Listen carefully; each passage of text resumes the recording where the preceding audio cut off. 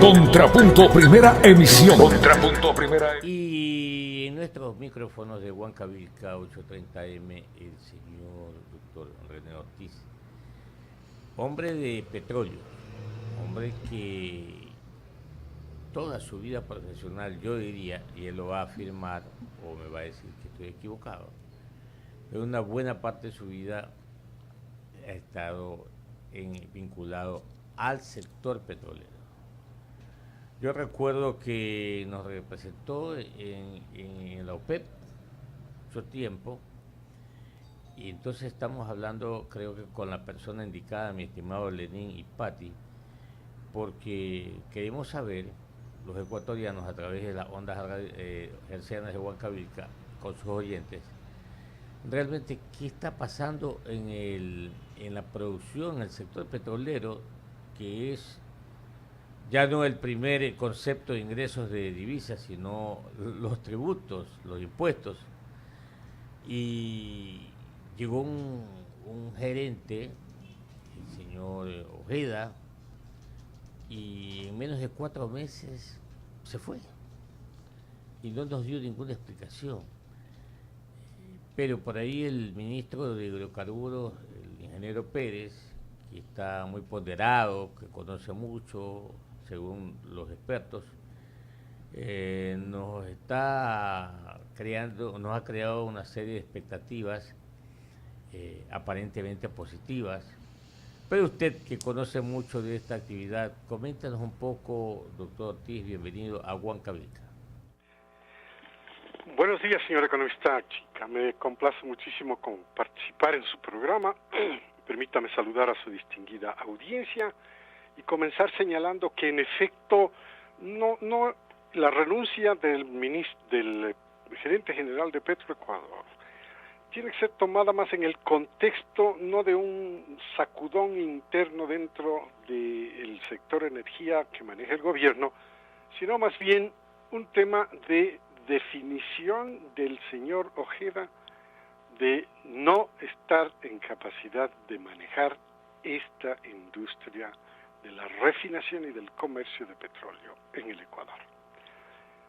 Coincidiremos con muchos comentaristas en el hecho de que él es muy amigo del presidente de la República, compañero de aula del presidente de la República, un hombre de unas capacidades empresariales que le han dado un éxito empresarial en su vida, pero la industria del petróleo, y particularmente la industria de la refinación y del comercio de petróleo y derivados, es una industria absolutamente técnica, particularmente en Ecuador, porque Ecuador es un miembro de la OPEP entre los más pequeños. Su influencia en el mercado es casi imperceptible. Lo que ocurre aquí al mercado mundial prácticamente no le hace, perdone la expresión, usted y su distinguida audiencia, ni cosquillas. Entonces, esto quiere decir que para nosotros, como ecuatorianos, esta industria se maneja exclusivamente desde el punto de vista técnico. No así, por ejemplo, lo que ocurre en este preciso momento en el Reino Saudí, donde hay un alboroto, precisamente porque hay un nuevo rey que es muy joven, solo tiene 32 años. Esto fue un cambio sustancial y, por supuesto, produce más de 10 millones de barriles. Cuando algo así como un alboroto ocurre en un país de estas dimensiones, el mercado mundial sí se pone nervioso y está influenciado. Igual ocurriría si un suceso parecido ocurriera en Rusia, que también produce 10 y más millones de barriles de petróleo, o si se produce algún fenómeno técnico dentro de los Estados Unidos que hace que la producción disminuya, que hace que los mercados se pongan nerviosos. Entonces usted puede apreciar que, en efecto, el puesto le quedó un poco grande o bastante grande al ingeniero Ojeda. Él se debe haber dado cuenta de que esto es absolutamente un manejo técnico, que aquí no hay que darle vueltas al asunto, hay que saber la técnica para poder dirigir la empresa bien. Y él se dio cuenta a tiempo de que, bueno, sus límites llegaron hasta ahí. Ha renunciado, creo que el ministro de Hidrocarburos está ya en el proceso de sustitución, tiene al mando en estos momentos para que no se quede la industria de refinación y de comercio sin cabeza, tiene ya en la gerencia general de Petroecuador a un individuo que es un ingeniero Tejada, altamente conocedor. Este sí es técnico, o sea, a él no lo conocen políticamente, nadie le ha visto, nadie le ha escuchado, es técnico, y con una experiencia también internacional. 7:21 en Huancavelica 8:30 AM. ¿Usted, Lenin? Sí, bueno, gracias, economista. Saludamos al ingeniero Ortiz. Ingeniero, yo quería hacer una consulta. Se había dicho que uno de los principales objetivos de Petroecuador, del gobierno nacional, era renegociar los contratos de preventa petrolera con Petrochina, con Petrotailandia. Incluso se dieron cifras, ¿no? Se dijo que por $5.000 millones prestados se iban a terminar pagando $22.000 millones. Cuando uno logra una negociación tan beneficiosa, entre comillas, estoy hablando de los chinos y de los tailandeses, ¿por qué razón querrían ellos renunciar a la ganancia ya acordada? Un buen día, ingeniero Ortiz. Una sola ejemplificación podría definir la razón del otro lado, del productor vendedor del petróleo, que en este caso es Petroecuador. Y dice, mire, en la fórmula, haya sido esta fórmula buena o mala para Ecuador, en la fórmula hay un índice que es parte consustancia de la misma. Este índice, que es tomado del mercado internacional, de publicaciones muy especializadas, ya no se publica. Entonces no la podemos utilizar. Esto es un argumento contundente para precisamente persuadir en el otro lado de la medalla a los compradores, en este caso los chinos y los tailandeses, de sentarse en la mesa a negociar. No conozco los términos en los que el Petroecuador ha planteado la renegociación, no los conozco. Esos son siempre reservados hasta que no terminan las negociaciones. Pero el diferencial que estaba apareciendo entre lo que se esperaba que rindan los beneficios de la exportación de petróleo y lo que estaba rindiendo, pues había una diferencia notabilísima, y esto fue denunciado públicamente por los medios y particularmente por el licenciado Villavicencio, tomando cargamentos concretos en los que levanta embalado, se transporta hasta Talara, en la refinería de Talara en Perú, se toma ese mismo cargamento, cuánto se registró en el Banco Central, el precio al que compra, en este caso Petrochina, cuánto se registró en Petroperú cuando compra el mismo cargamento, y hay una diferencia de $4 que es gigantesca y que no se justifica por ningún lado. Entonces, era claro que Ecuador tenía y tiene argumentos suficientes para poder plantear la renegociación. No sé por qué se ha detenido, eso sí, me parece, en cierto modo, una presión por parte de los compradores de no entrar directamente a la negociación, o me parece, por otro lado, una debilidad del manejo propiamente de la renegociación. Mientras tanto, pues, prevalecen los mismos términos y condiciones que prevalecían hace un año, o que prevalecían hace 2 años, o 3 años desde cuando está vigente este acuerdo con Petrochina y este acuerdo con Petrotailandia. Señor Ortiz, buenos días. Patricia Ruiz le saluda. En el 2013 usted comentó que la actividad petrolera era un fracaso. ¿Cuál es el panorama actual desde su perspectiva, por favor? Hoy en día, el ministro Pérez, quien es un fierrero, o sea, sabe de fierros, o sea, es técnico absolutamente, a él no van a sacar alguna palabra política, sabe de fierros. Él ya ha dejado planteado claramente lo que quiere hacer.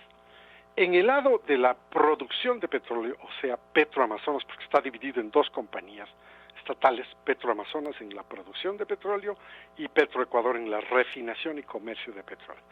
En el lado de petróleos ya se ha planteado clarísimamente un objetivo, que es aumentar la producción y llevarla, la producción de Ecuador, y llevarla a 700,000 barriles por día. Esto es una meta enorme. Cuando digo una meta enorme, significa que hay necesidad inmensa de capital, porque llevar la producción de 500, estamos en 529, 530 mil barriles por día hoy en día, así lo registro, y lo vamos a llevar a 700 mil. Bueno, esto significa una inversión gigantesca, en mi opinión, del orden de los 5 o 6 mil millones de dólares. Pero a renglón seguido, el mismo ministro plantea que para llevar a la producción a esos niveles va a implementar una modalidad contractual que se conoce universalmente y que es aplicada universalmente, que es los contratos de participación de la producción, Production Sharing Contracts. Permítame ponerle la terminología inglesa en la mitad. Esto también es otro mecanismo, una señal perfecta para atraer los inversionistas interesados en llevar la producción hacia ese nivel. Esto quiere decir, tercero, que está tomando en consideración que aquí hay un potencial gigantesco todavía de petróleo no descubierto y no desarrollado, en adición a todos los petróleos y campos petroleros que están en producción en este momento. Número uno. Número dos, ya, bueno, la señal en producción, exploración y producción de petróleo, la señal ya ha sido clarísima. Han reducido las tarifas de los contratos de prestación de servicios casi en un promedio de $10. Esto es un ahorro gigantesco. Imagínense lo que significa $10 por cada barril de ahorro. Eso es ya no es señal, ya eso es concreto. Y en el otro lado de la refinación y comercio, ahí tenemos la denuncia concreta de que la refinería de Esmeraldas está mal, que la refinería de Esmeraldas tiene como 144 paradas, suspensiones que se han dado cuenta las operadoras y dicen algo anda mal y han tenido que paralizar. Y el ministro produce un informe pidiendo a Petroecuador, un informe interno, un diagnóstico, y la situación es realmente preocupante. ¿Qué quiere decir esto? Que hay que tomar una decisión que es la que se debe venir en los próximos días, al menos yo pienso que se debe venir en los próximos días, semanas, que es la suspensión total de la refinación en Esmeraldas para poder entrar en los arreglos, en las composturas, en los cambios de partes, piezas y equipos. ¿Por qué? Porque ya tiene el diagnóstico y esto tiene que llevarle a una paralización de la refinación. ¿Es esto un problema para el Petroecuador o para el Ecuador en general por el consumo de combustibles? No, no es ningún problema, porque los combustibles existen en el mercado internacional y porque Petroecuador ya es un comprador de combustibles, porque ha venido comprando combustibles desde hace más de 10 años, combustibles de alta calidad que los ha mezclado con combustibles de baja calidad, que son los que se producen en las refinerías internas de Ecuador. Entonces, Petroecuador es muy bien conocido en el mercado internacional, es un comprador de combustibles, no va a haber desabastecimiento, al contrario, yo creo que se va a mantener los estándares de calidad y probablemente mejoren inclusive por las compras de combustibles de alta calidad. El hecho es que también en este segmento, como usted notará, de comercio, también hay una expertise ya ganada. Lo que necesitamos es dinero, eso sí, porque todas estas actividades necesitan dinero. Y en esto cierro el comentario, doña Patricia, de la siguiente manera. Afortunadamente el ministro le ha puesto clarísimamente que esta inversión se va a tener que realizar con el concurso de capitales extranjeros. Punto, ya está definido, clarísimo. Muy bien, doctor René Ortiz, le agradecemos por su presencia aquí en Huancavilca 830M, como siempre. Muy amable y que le vaya bien. Economista, buenos días. Huancavilca, la H grande de la información.